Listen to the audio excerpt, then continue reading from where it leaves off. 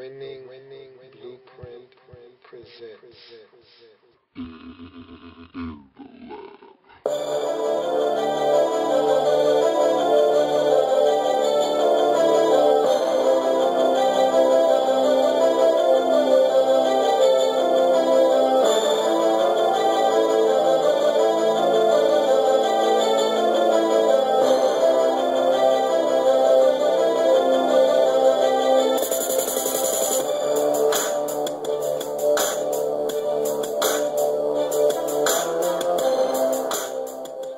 In the lab room. San Diego Chargers. San Diego Superchargers. That is who is on the docket today in the lab room on this edition of the Lab Follow-Up. Thank you for joining me. I'm your host, Lou, and it's San Diego Chargers football that we're talking about today. And there's a lot to get to with this team that's very convoluted for the San Diego Chargers. A lot of questions to be answered in this offseason. They've answered some of them. Many more questions still remain unanswered, however. But there's a lot of offseason to go, and so the Chargers have plenty of time to get to all of those questions and then some. We start with this team by talking about what happened in 2012. This was a football team that started the season 3-1, and many of you forgot that they started the season 3-1. They started 2-0. They started 3-1. And I thought that after they started 2-0, that home loss to the Falcons, that gave them their first loss of the season, was really indicative of who this team was. They finally played, because if you remember, their first two games of the season were against really good opponents. One of them was against the Raiders. I don't recall who the other one was against, but it was someone that they could handle, maybe Tennessee. And so they started the season off 2-0, did the San Diego Chargers. They come back home against the Atlanta Falcons, and they're absolutely destroyed. Beat up at home by the Falcons. They go the next week, and they get a win, and they go to 3-1 on the season. And you're thinking maybe that game was an aberration. Maybe they're a good team. They just had a bad game. They proceeded after the 3-1 start to lose 8 of their remaining 12 games. Finished the season up at 7-9, and here we are. New coach, new GM. You knew that was going to happen if this Chargers team didn't just make the playoffs. Making the playoffs wasn't going to be good enough to save Norv Turner's job, to save A.J. Smith's job. They needed to make a serious run at the Super Bowl. And if they make it to the championship game and they fall just short, maybe Norv Turner and A.J. Smith buy themselves another year. But they were on borrowed time already coming into this season. And so anything less than an AFC championship appearance wasn't going to do it. They were going to be fired. And Phillip Rivers basically begged for Norv Turner's job last season. Wasn't going to do him any good this season as they went 7-9, finished second in the abysmal AFC West division behind the Denver Broncos. But they needed to start this thing over. I said at the end of the year that this Chargers team was still operating under the 2005 San Diego Chargers, the 2007 San Diego Chargers, the 2008 San Diego Chargers. They were still operating under the good old days of Phillip Rivers to Vincent Jackson to a young, spry Antonio Gates to LaDainian Tomlinson out of the backfield or running the football to a Darren Sproles out of the backfield or running the football. They just were a different team then. They were a good team then. They were a talented team then. They are no longer that, but yet they are still operating under that same umbrella as if nothing has ever changed. Antonio Gates is older. There's no more Vincent Jackson. LaDainian Tomlinson is long gone. So is Darren Sproles. This is a different team. They look different. They play different. And so I just thought they needed to blow this thing up and start anew. And that's what they essentially did in the offseason. You look at their season, the defense wasn't that bad. A lot of guys stepped up. You look at Corey Liuget, he had 7 sacks this year. He stepped up. He's finally playing to the level of his draft status. And he's playing football now. They can count on Corey Liuget to get it done. He's a menace down there on that defensive line. You look at a rookie this season, Kendall Reyes, 6 sacks. He's someone that they look like they can count on moving forward. That rookie out of UConn, Kendall Reyes, is going to be a force. So the defense, they showed up. Some guys, not so much. There are some guys on this roster this year that just had off seasons. You look at Jared Johnson, a big free agent acquisition for this Chargers team. He did nothing this year. He was battling injuries, though, so I cut him some slack because I know he's a good outside linebacker. He's not going to wow you with the sack numbers or the interception numbers. What he is a tackling machine that sets the edge, and he wasn't able to do that effectively because he was battling injuries. You look at the first-round pick that the Chargers had this year. They spent it on South Carolina defensive end Melvin Ingram. You get 1 sack out of him. And so he's someone that moving forward you might be able to get more out of. But again, he's an undersized defensive end without long arms. And so you don't know how that translates to the National Football League. So hopefully you get more out of him in the 2013 season. But if you look at this Chargers defense, and again, they weren't that bad. They were middle of the pack. They were ranked 16th in the National Football League. And you look at this defense, and you say to yourself, what's the one area, the one position of need? Because looking at this defensive line, they're set. You look at the linebacking core, and Jared Johnson is going to bounce back, I think. He's a solid outside linebacker. I think Sean Phillips is still playing at a very high level. So there's guys there that can get it done. Victor Butler. There's guys there that you feel like you can still count on at the linebacker position. I think where the issue is on this team is in the secondary. They need corner play. Quentin Jammer is getting up there in age. You just need more depth at corner. Anton Cason, I'm not sure what he is. I'm not sure if he's good, if he's solid, if he's bad. I don't know what to make of Mr. Cason. And so you need help at the cornerback position. You went from having an abundance of riches at the cornerback position when you had Jammer and Camardi and Eric Weddle and all those guys back there to just having an ordinary secondary. And I think that needs to be something that is addressed. I know you drafted Gilchrist back there, and he's a guy with a lot of upside. Much like a Cromartie, you took a chance on Gilchrist, and you're hoping that it pays off. Right now, it doesn't seem like it's going to. But, again, it's early. You don't know what that's going to amount to right now. But I think the cornerback position on defense is one area that you need to look at and say, hey, we could use some serious help at that position. Offensively, this thing needs to be blown up. And as you watch the pieces hit the ground, you start picking up the pieces that didn't actually blow up in the explosion. If it's still around after the explosion, you keep it and you move with those pieces moving forward.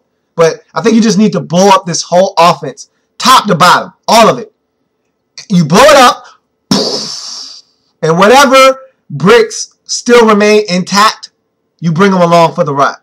Phillip Rivers should be a brick that remains intact. I think that he had a bounce-back season. You look at his season, and they're not overwhelming numbers, but they're solid numbers, and I needed to see that from Phillip Rivers. 26 touchdowns, 15 interceptions. The interceptions came down a bit. I needed to see that. Not a lot of passing yards for Phillip Rivers. I've seen better from him. But again, not a lot of weapons for him to choose from in that offense. I thought in the offseason last year, they went out and got Eddie Royal and Robert Meacham as if these guys were coming in to complement an already solid receiver group. They were coming in to really set the tone for that receiver group, not be supplemental pieces on that offense. And I thought that was a bad move in the offseason because you need a number one receiver. Neither one of those guys are number one receivers. Robert Meacham wasn't a featured receiver in New Orleans. He was a piece of that puzzle. He was a cog in that machine. He wasn't the machine. And so I don't know what they thought they were getting in Robert Meacham. He's a solid piece, a good contributor. If you have other pieces around him, he's no one's number one receiver. Neither is Malcolm Floyd. I actually like Malcolm Floyd, however. You could argue that he's a number one. I'm not buying what you're selling if you're trying to sell me on the fact that he's a number one receiver. but I'll listen because at least he can go up and make a play for you. But I said all that to say this. They need help at receiver. They need a number one. You get a number one, Floyd moves to number two. Then Meacham is back at number three where he belongs. Eddie Royal can be that guy that's a hybrid. You could throw him in at the 4, at the slot, in the backfield. Do things with Eddie Royal. Put him in the return game. And I'm forgetting about Vincent Brown. Guys get hurt, and it's easy to forget about them. Vincent Brown was a guy that was starting to emerge. If he comes back healthy, he's someone that definitely can be put in the mix and can be a player for the San Diego Chargers team. I really like what Vincent Brown brings to the table. But Vincent Brown, is he a number one? He might be. I've seen flashes. I'm not sure, though. All I know is the San Diego Chargers are getting old. And you're solid at quarterback. I like Phillip Rivers at quarterback. I give him a lot of grief. I give him a lot of flack. But I think that Phillip Rivers is a very solid quarterback in the National Football League. You keep Rivers. Is Ryan Matthews a bust? I pose that question to you, San Diego Chargers fans. Is he a bust? Because I don't know what you were expecting. I'm not a San Diego Chargers fan. I was expecting a lot more in his first 3 seasons. I can tell you that much. He had the one solid season in 2011 when he rushed for over 1,000 yards, was able to stay relatively healthy in that season. But for his first year and last year, or this past season, hasn't been able to stay healthy. That's a problem I have with Ryan Matthews. He can't stay healthy, and he can't stop fumbling the football. One of those things I just can't deal with. One, you can't control. That's your health. You get injured, you're an injury-prone guy. There's nothing you can really do about that. The fumbles, however, can't stand for it. You don't play all season for the most part. You finally come back, and fumbling is the thanks I get for giving you a chance to prove yourself. I can't deal with that. I can't deal with that kind of incompetence. I can't deal with it. So what do you do with Ryan Matthews? He's coming up on his 4th year. I'm assuming his last year of his rookie deal. I guess it's put up or shut up time for him. If he breaks another collarbone, dislocates another shoulder, pulls another hamstring, what do? Do you cut ties with him? Because honestly, I have not been impressed with what I've seen from Ryan Matthews when he is playing. Haven't seen what I thought I was going to get out of him out of Fresno State. So I don't know how you guys feel as Chargers fans. I haven't been impressed. And your backfield was very underwhelming this season. Very underwhelming. In fact, you averaged less than 4 yards per carry this season. You were ranked 31st in the league in yards per attempt. That can't happen if you want to be efficient on offense. Keep in mind, Phillip Rivers only averaged 221 yards per game passing.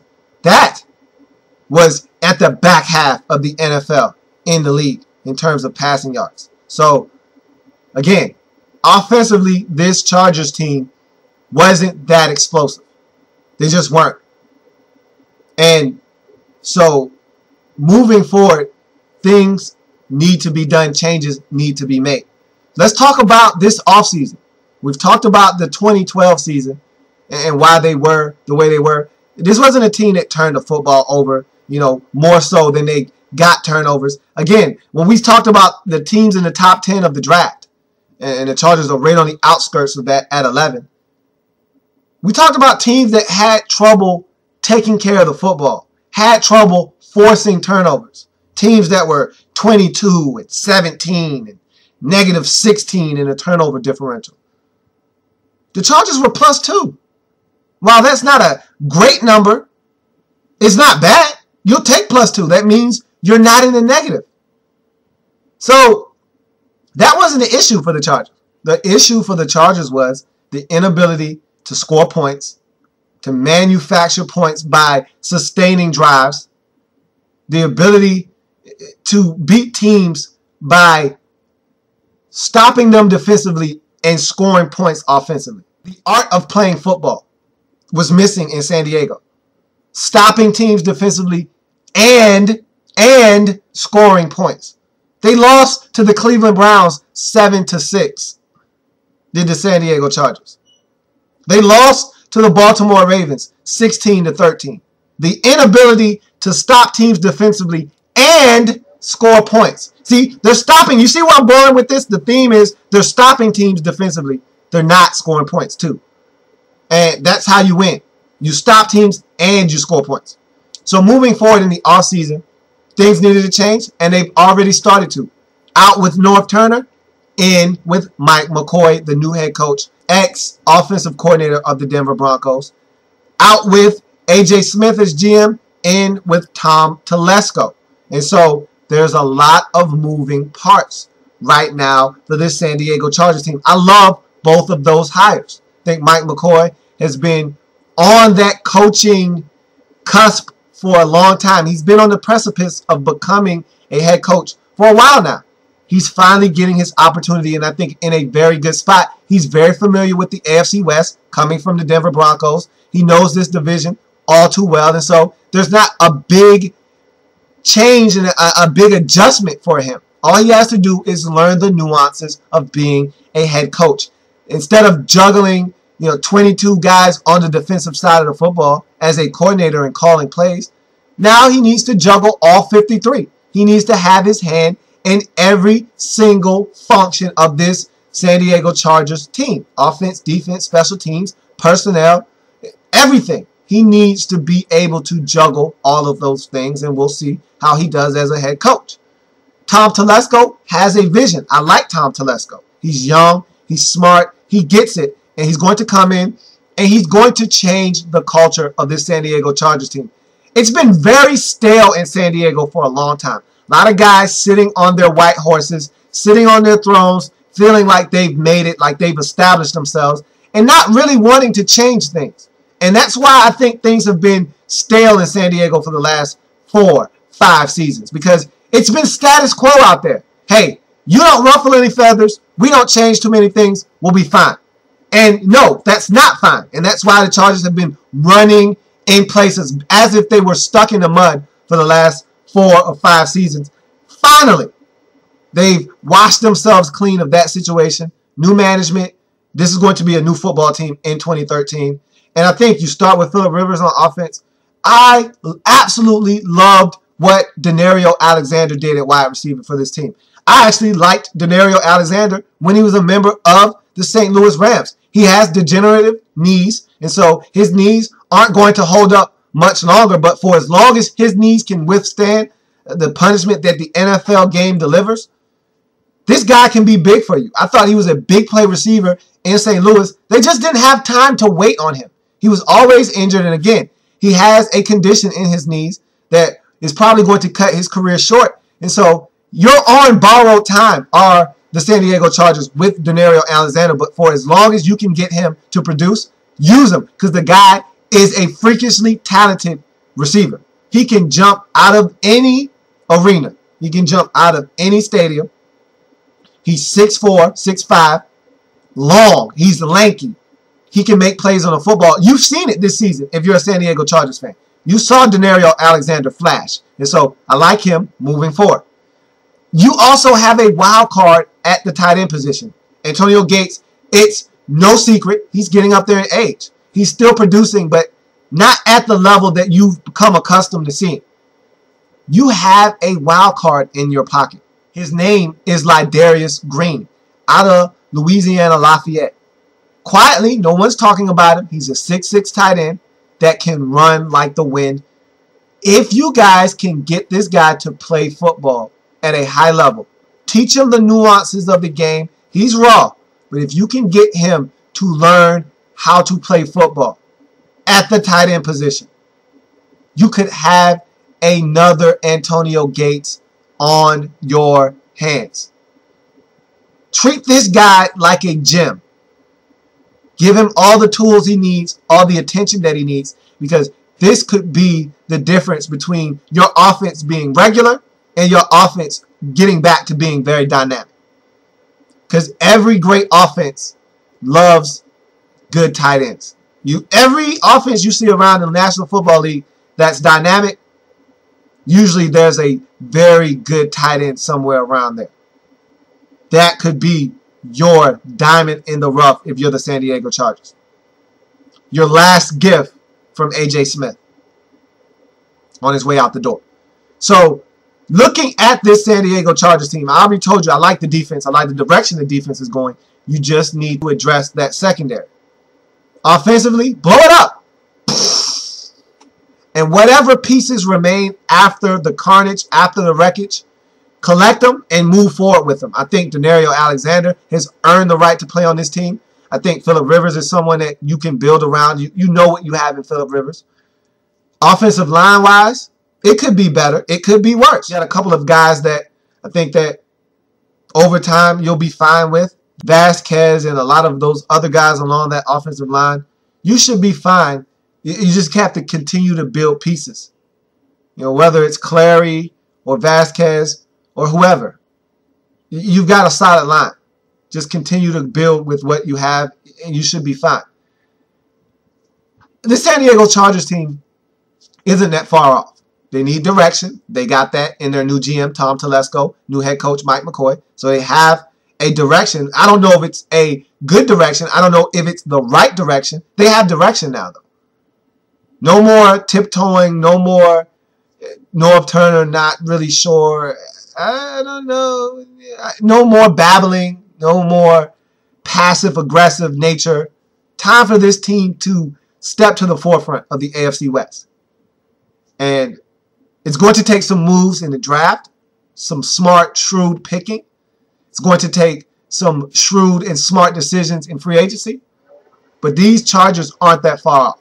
7-9 this season wasn't, by any stretch of the imagination, a successful season. But this season could have been a lot worse than what it was. At one point, you lost 5 in a row. You found a way to battle back, finish up the season strong. And so we'll see what the future holds for the San Diego Chargers. Draft-wise, I think that first pick in the draft, if not in the first round, in the second round, you need to address that with a corner. I think you need to draft a cornerback. I really think that the San Diego Chargers could use a tackle. Left, preferably, but either way, you need tackles. You need bodies on that offensive line. You could use a corner. I think you need a corner more so than an offensive lineman. But you could use a tackle. You could use a corner. You could use another safety across from Eric Weddle. I say you could draft a running back. I was not enamored with your running back situation this year. Jackie Battle, that's cute. That's nice. Ronnie Brown, been there, done that. Time for some more infusion of young youth talent at the running back position. I don't think you need to go receiver route. You could use a number one. I think you have enough stuff at receiver between Royal, Brown, Alexander, Meacham, Floyd. It's enough stuff there that you don't need to go out and get anything and invest any money, any picks, in more receivers. Think you're good there. I don't know. We'll see. I just think that this Chargers team has some areas that they need to address. Offensive line, corner, and running back are areas that I think you could definitely address in this draft. And that'll do it for the San Diego Chargers. I thank you for joining me on this lab follow-up. Join me tomorrow when we come back and we'll be talking Miami Dolphins football. Hard knocks last year, and so they had a hard knock of a season. Let's talk Dolphins football tomorrow. So come back here on the lab follow-up segment. We'll be talking Miami Dolphins football. They're the 12th pick in the draft, and so we'll be talking about the 12th team to pick, the Miami Dolphins. See you then. Have a good one. San Diego Chargers.